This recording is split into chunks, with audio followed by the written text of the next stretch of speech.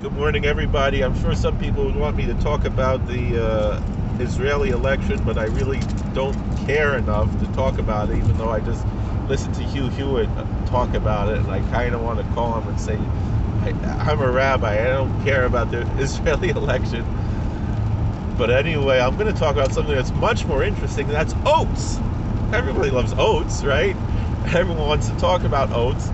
And this morning I saw a tweet from a young man, Matteo Levin, who is a classical conservative Jew, and I believe he's a teenager or young 20s, and yet he is.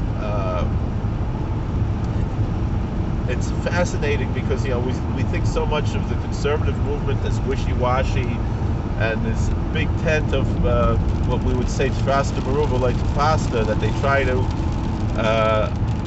The big tent means that there's not. It's a big empty tent, and you try to hold on to too much, you wind up holding on to nothing. Or one way is you hold on to something so tight it slips through your fingers, right? And yet every now and then you have somebody who actually understands what it means to be a halachic Jew in that middle of the road sense,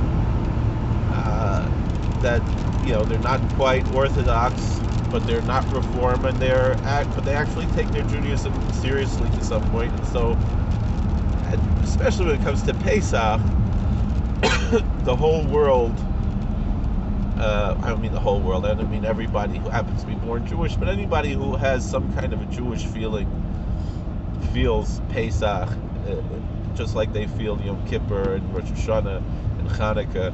There's something very special about Pesach, which includes for a lot of people, Baruch Hashem, keeping kosher Pesach. But the fascinating thing to me about Pesach is that you have people who are intermarried, you have people who eat chazer and shellfish, and yet when it comes to Pesach, they won't eat kidneys. Some might not even eat gebruks. Ad kedei kach.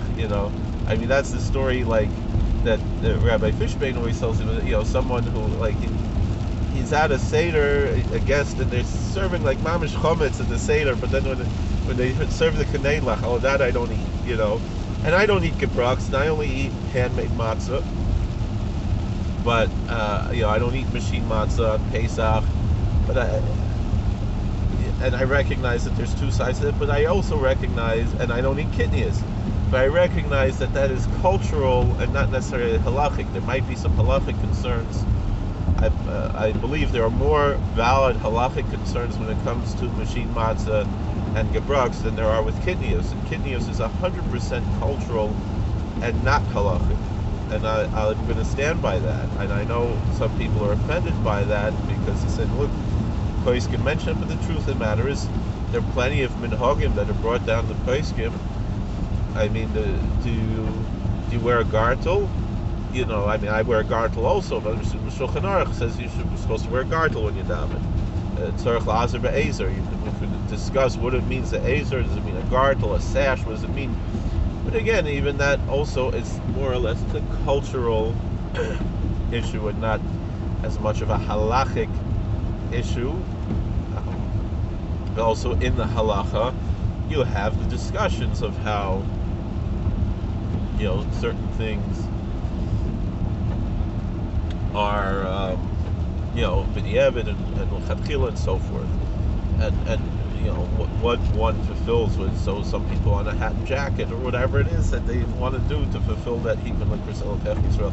That's not our prepare to meet your God, O Israel, from the book of Sefer Amos, the book of Amos. But that's not what we're talking about right now. What we're talking about right now is oats.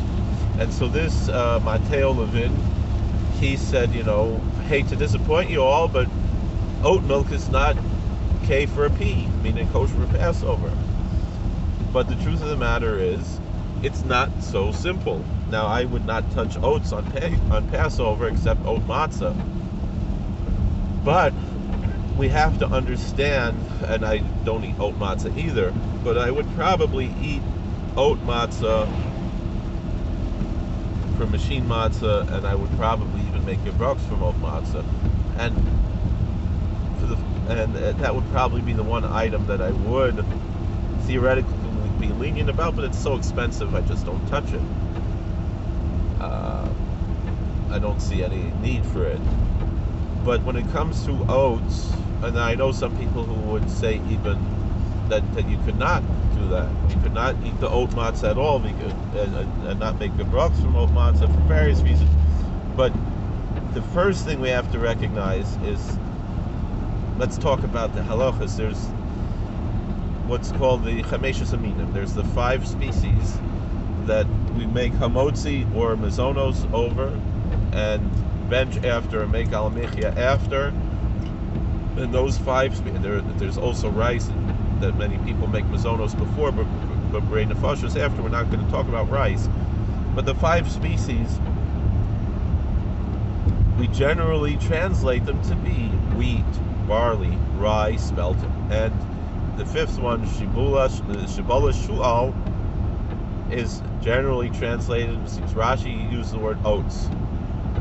It's not so clear, first of all, that what we call in English today oats are the same oats that Rashi used the term oats. But with that being said, it's not even so clear that Rashi was correct in identifying shibolas shu'al as oats at all, and because there were no oats in the Middle East, in the Holy Land area, and so this that we call oats is probably not shibolas shu'al, and shibolas shu'al is probably another morph of wheat, and so therefore shibolas shu'al would be in that category that we call kitnios. It's not a legume, it's still a grain, but it's a grain like corn that Ashkenazim tend to avoid on Pesach.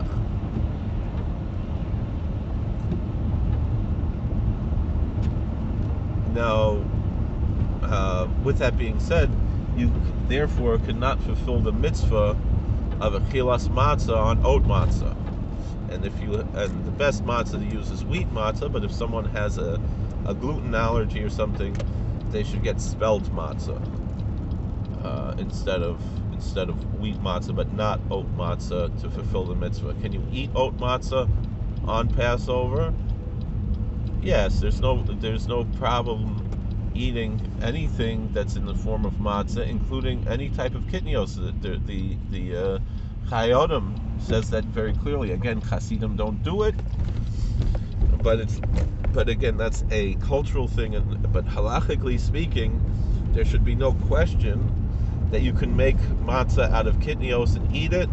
It's not matzah, but something that looks like matzah out of kitnios. Eat that, just like they make these. So any type of like a flatbread or something that's made out of rice, and there's no wheat, there's none of the 5 grains in there, so you don't have to worry. But it looks like, so you make it out of rice or a bean flour. I don't know if there's such a thing, and you make it like a matzah. There's no reason for Ashkenazim to avoid it. It's kind of strange how we are more strict about kitnios than we are about actual chametz. But again, that's a cultural issue and not a halachic issue. And maybe, and the same thing when it comes to derivatives of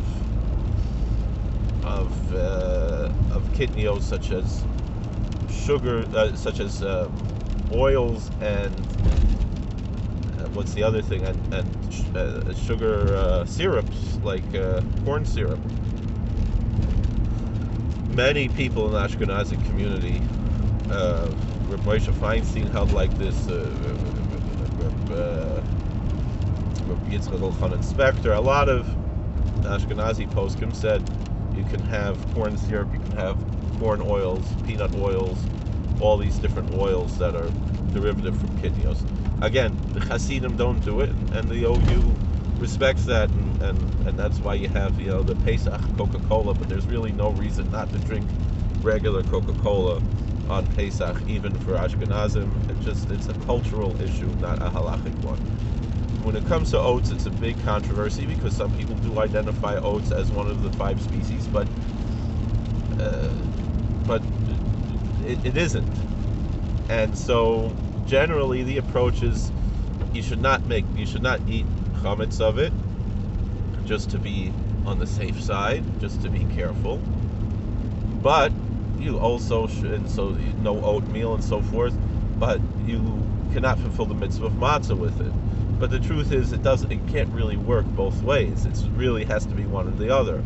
Again, you can be culturally strict not to eat it, but halachically we have to be intellectually honest, and halachically speaking, this year Rabbi Abadi's family came out saying that even though he said he'd had a lot of backlash against this over the years, and that's why he was quiet about it, but he said that for Sephardic Jews certainly there's no problem to eat oats. And I would say the same thing if someone is of Ashkenazi descent and they want to keep Pesach, but I'm saying the whole year they're not keeping kosher, they're not keeping Shabbos, this is like the least of your problems, and